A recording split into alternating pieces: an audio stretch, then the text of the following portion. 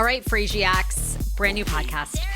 All about my fertility journey, a big update, another big update. I feel like they're every single week. And then people wanted my opinion on Natalia Grace. If you're like, well, who's Natalia Grace? Natalia Grace is the Ukrainian orphan. I mean, this story's probably been out there like 5 years now, who was adopted by a family here in the United States. And then they came out publicly and said, oh, she is not a child. She is actually like 17 years old. She's duping us. Is she an adult? She went on to Dr. Phil, everywhere else, got adopted by another family. I mean, this girl has been put through the ringer. And then Discovery ID has done an ongoing series about Natalia Grace. And they just released last week, I believe it was January 1st, and the full thing is out now, for now, although it's continuing. It's almost like this ongoing reality show of Natalia Grace. But Natalia Speaks is on Discovery ID. You can find it like if you have Hulu, if you have On Demand, you should be able to watch it. And the production company had contacted myself and said, my agent, and said, hey, we want to use one of Sarah's hot take videos on the series. So they did. Of course, I was like, can I get Natalia on my show? And they said she's not doing any interviews because there is a huge twist at the end of this. So we'll talk about that. And then everybody is talking about Gypsy Rose Blanchard, the Lifetime series, the Prison Confessions that also dropped this past weekend. I'm almost through that entirely. I almost want Natalia Grace and Gypsy Rose to go on tour. What a combo. So I'll get into all my theories and if you need to watch those shows. IVF. You guys know I'm 41. I'm trying to have that second baby. And I had, so here's everything that happened. All right. And to say I'm confused, lost, actually, I'm not. I feel really good because having the Christmas break, having like 3 weeks to just not think about getting pregnant or doing any injections really helped. All right. So I was seeing this IVF doctor, let's say IVF doctor number one, because there's 3 IVF doctors in the mix now. IVF doc one. I was seeing this person, and this doctor had prescribed Lupron shots, 2 Lupron shots to take at the end of September, early October, to see if I could get pregnant naturally, because I do have egg follicles. It's just that they're because of my age, we don't know how good they are. Clearly, they're not great. Okay, I've had 2 miscarriages in the past 6 months. So we do the 2 Lupron shots, and I turn up pregnant. And then November 2nd, I find out at what would have been the 8-week consultation that I had another miscarriage. The baby stopped growing at 7 weeks. There was no heartbeat. I had a repeat DNC, which I talked about on an earlier episode last year. It's the first time I'd ever had like an in-office DNC. Most of the time you go to an outpatient surgical center. It's a really quick procedure, but they still put you out kind of twilight. And this one, they just gave you a Valium shot in your vein. It was epic. I didn't remember a thing. I was like talking to the doctor. I didn't remember a thing. Sorry to be like completely, I guess, detailed, but I heard like this little vacuum sound and then that was it, right? So then I had to go back to IVF doctor number one, probably about 4 weeks later, 1st of December, to make sure all the tissue from your DNC is removed. A lot of you ladies who've had miscarriages, you know this, but they have to make sure that your fallopian tubes are clear, your uterus is healthy, all the tissue is gone from your uterus so you can get pregnant. And this doctor had said you should just move on to an egg donor. We were pricing out egg donors here in Los Angeles. We were given 2 egg donor companies. This doctor only worked with fresh egg donor. What's the difference between fresh and frozen eggs? Fresh eggs is you find a woman. She has to coincide. She basically does an IVF cycle based on her period, right? She goes through what you would go through with IVF. She gives herself injections for a week. They monitor her follicles when they're at a certain size. She does a twilight procedure. Her eggs are extracted and they're tested. Now, most of these women are super young. So meaning 25 to like 30 is the ideal age. So they have a lot of eggs. You usually get like 25, 30 eggs. That's the advantage of doing a fresh egg donor. With frozen, you buy them in lots. So if you're looking to have one child, frozen is a great option, maybe even 2, because you can buy like usually 8 eggs from the same woman and thaw them, probably half you lose, and then you get 4. And the philosophy in IVF is that you basically need 2 good embryos to create 1 child, because you do it the first time. Sometimes they learn your body, different things. That one has like a 50-50 shot. And then by the second time, it's usually much higher. Okay. So I go back to this doctor and to look at this tissue test. And she says, oh, there's still tissue in your uterus. You're going to have a repeat D&C. I was like, okay. So she's like, we can't move forward until that's done. Call my OBGYN, go and see him the next day. He does the sonogram. He's like, there's no tissue. You don't need a repeat D&C. Like everything is gone. Might have been some old blood, but your uterus looks great. You're completely fine. So I'd already lined up a second opinion after that, but I will say, and I'm curious if you guys have had this experience or how you feel, but I'm a little disturbed, I guess. I don't know if the word is, but I don't understand how, is this just unique to the IVF space or is this every doctor? I don't understand how you can go to IVF doctors, longtime practicing IVF doctors, and they have such different opinions on what you should do. That doesn't seem reassuring, right? I mean, isn't this science, and aren't we looking at the numbers and we're sort of like, aren't we going by the science?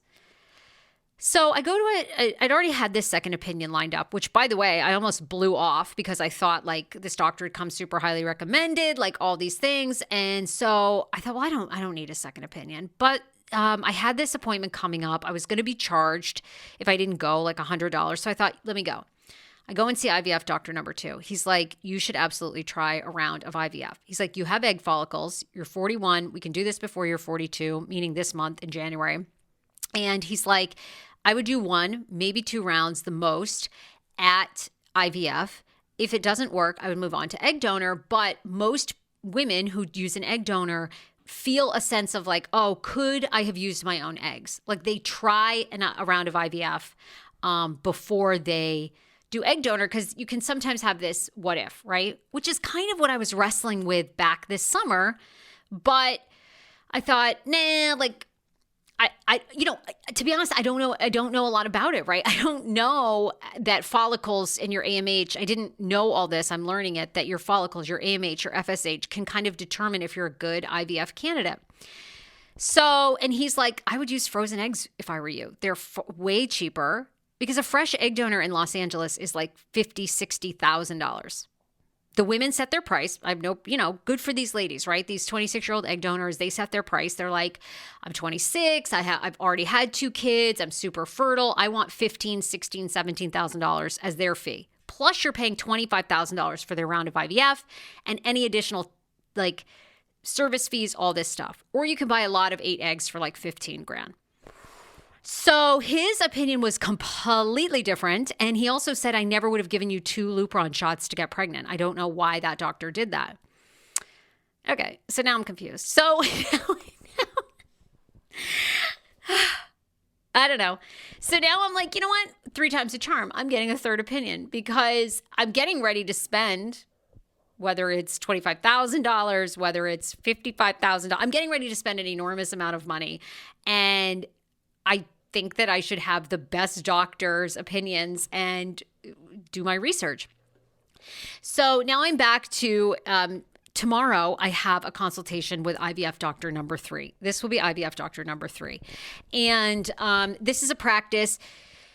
So I'm going to once I get this all settled, I can't wait to have some experts on. Thank God I've had some access to some amazing people that have worked in the fertility space for a long time who advised me. I can't wait to share with you one of my friends, Heidi, who I got to talk to, who works in the egg donor space. And she was like, look, it doesn't so much matter about your IVF doctor. It's about the lab. It's all about the lab that does your IVF work. And the best lab in the state of California is in San Francisco. And here are the doctors that are associated with that lab. So I'm going to get a third opinion and then I will go from there. But I think in having clarity over the past 3 weeks, I am going to do a round of IVF And then I'm going to go from there. I'm just going to do that one step, unless this doctor tomorrow has a radically different opinion. And the way my journey's been going, they probably will. They probably will be completely, they'll probably say, you need a surrogate. I don't know. I don't know what they're going to say. I really don't. So if you're following along, I'm in some of these like chat groups on Facebook for IVF, doing IVF over 40. I just kind of linger and read, and it's just a very confusing space. And, I hope that my podcast and as I go through this can be a space where there can be providing some clarity, because it is really, I think it is hard to know whose opinion to trust. Your body, everybody's body is different, responds differently to drugs. It's really hard, but that's the update. I want to thank one sponsor, and then we'll get on to Natalia Grace, because people have been like, Sarah, what do you think of Natalia Grace? I'm obsessed. I wish she would be on this podcast. But thank you to Quince. You guys, I love you so much for frequenting my sponsors. This is my full-time gig, so it means so much to me when you purchase from one of my trusted sponsors. Quince, they're back. They offer a range of high-quality items at prices within reach. Yeah, girl loves a discount. Mongolian cashmere sweaters for just $50. Washable silk tops and dresses, organic cotton sweaters, and 14-karat gold jewelry. I have those. The hoops, by the way, they offer many. I have their braided hoops. They're 5-star. They have the best quality. All items are priced at 50 to 80% off, less than similar brands. Quince cuts the costs of the middleman and passes the savings right on to you. This is why we love Quince. Now give yourself the luxury you deserve with Quince and go to quince.com/TSFS for free shipping on your order and 365-day returns. You've got nothing to lose. You order something, you don't like it, free shipping back. You can return anything anytime you want. That's QUINCE.com/TSFS to get free shipping and 365-day returns. Quince.com/TSFS, baby. Natalia Grace. I highly recommend it. Natalia Speaks is the latest part of that Discovery ID series. It is so wild. It is so wild. So Natalia Speaks is her side of the story.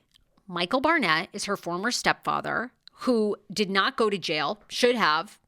He and Christine, the former, Natalia's former mom. But amazingly enough, this documentary company was able to get Michael to sit down face to face with Natalia. When I tell you, this man is television gold, because I don't even know how to describe him. He's like of not well. He's not welleth.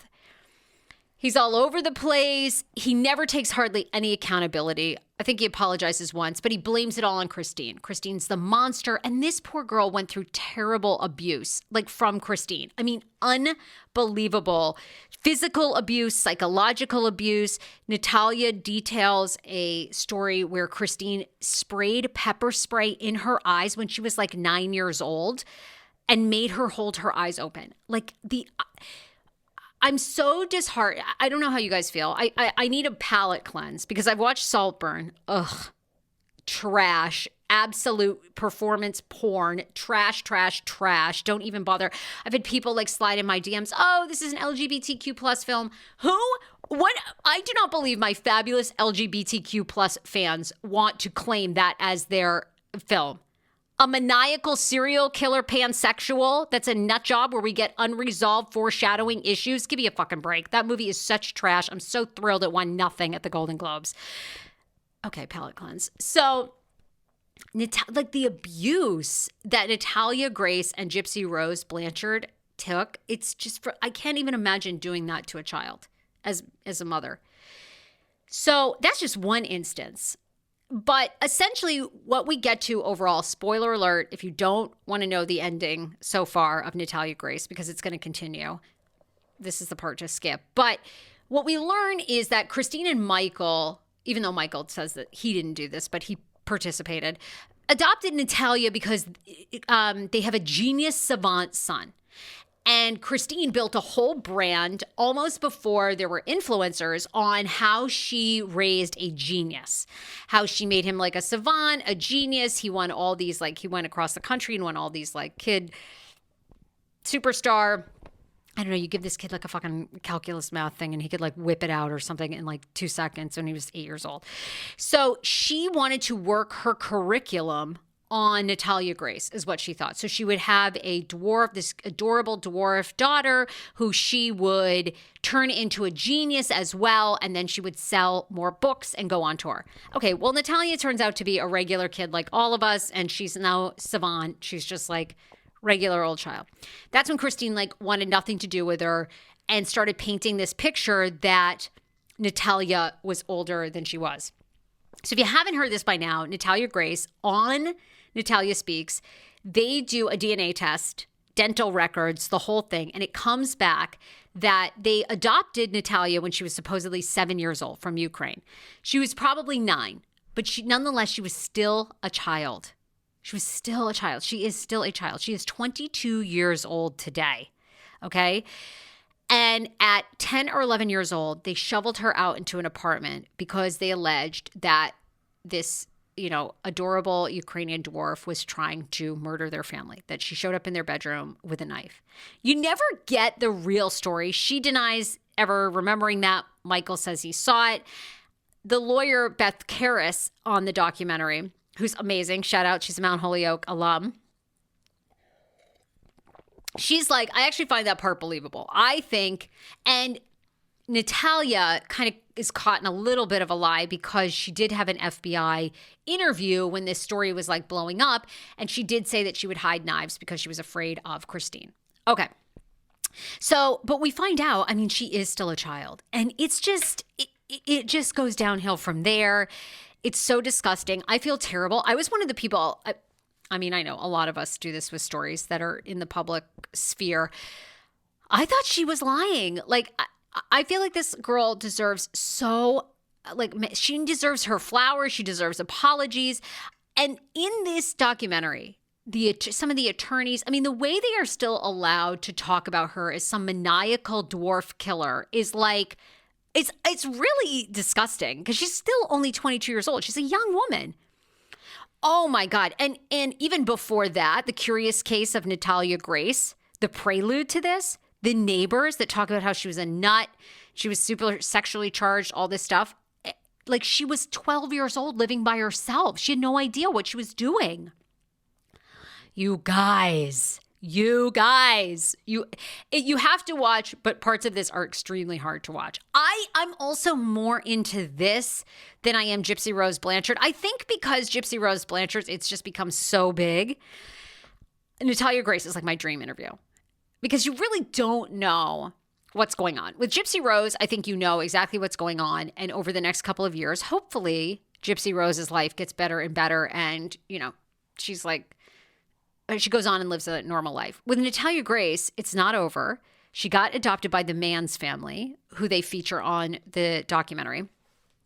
And the Mans family, he's a preacher, Antoine Mans, and the wife. And they're like all about her. And they've adopted like all these kids because they're preachers. I mean, they seem, a floor short of a full elevator ride. You know what I'm saying? I'm sorry. Like, they're probably great.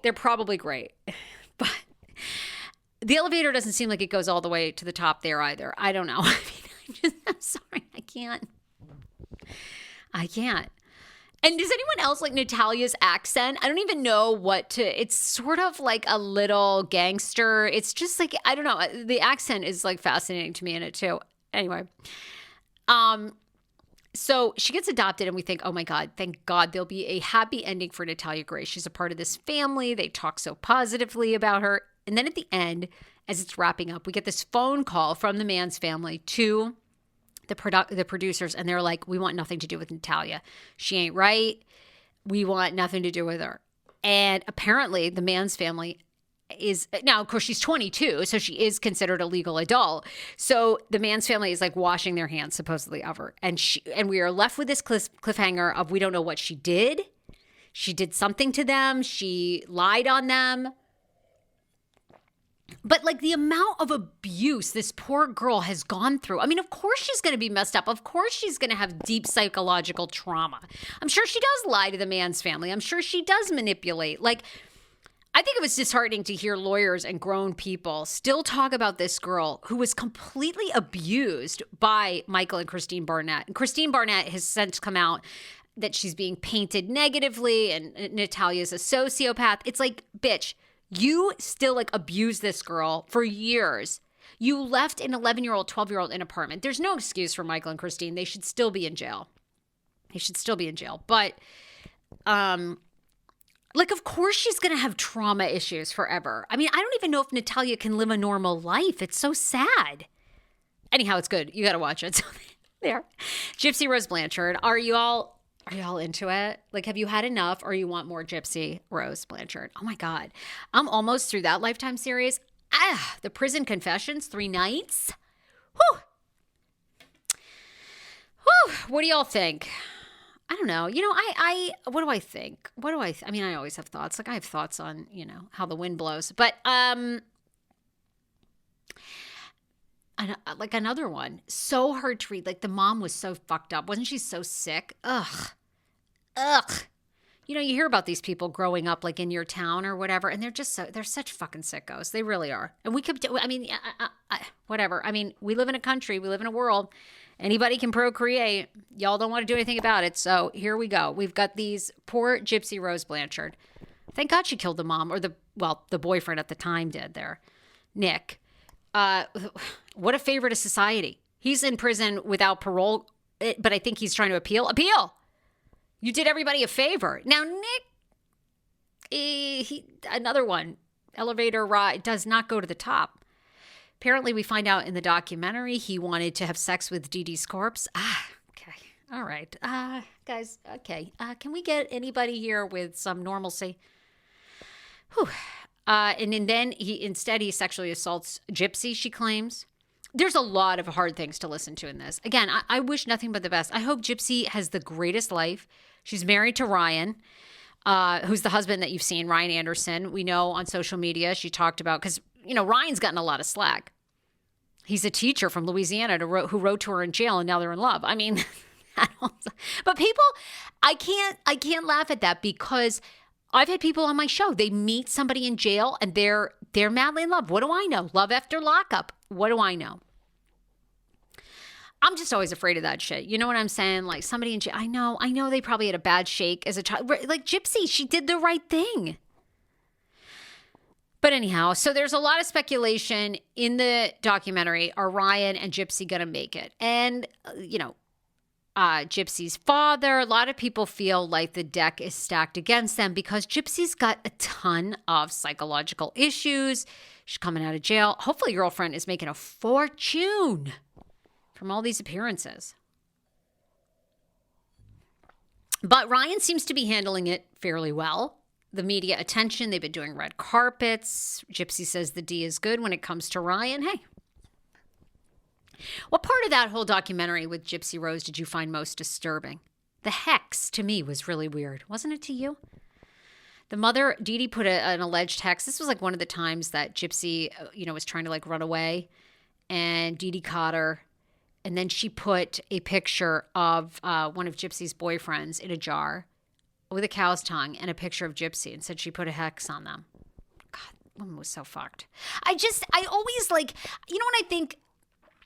I think with these shows, people have to speak up. This was one of my trends for in and out of 2024. You can do it in a respectful way. You don't have to be like a crazy Karen and, videoing everything. And if people start videoing you, it's better to just chill, get yourself collected.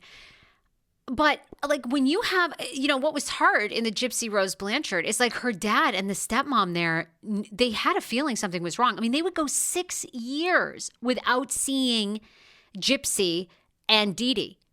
And the dad, of course, he was working on a ship, a rig out to sea. So he goes 28 days out to sea and then 28 days back. But they went 6 years at one point around Hurricane Katrina time without seeing Gypsy. I mean, come on. I mean, ride down and surprise them and see, you know what I'm saying? Stop in. I don't know. I always think the theme of 2024 is if there is something in your gut because her dad, the stepmom go, we thought there was something off. The doctors did, but everybody was just like, didn't want to say anything. What does it hurt to just raise? Of course, Dee Dee would have gone nuts, but Dee Dee was a disgusting slob anyway, and she's right where she should be. 6 feet under. But gently speak up. I just think that is the theme of these, because same with Natalia. And people did raise some red flags with Natalia. All right, we need some more uplifting news, I guess. We're going to do some fun stories. Oh, and I'm reading Britney Spears' The Woman in Me. Excellent book. I'm about to eat crow in 2 weeks when I finish that book and talk about how great the book is.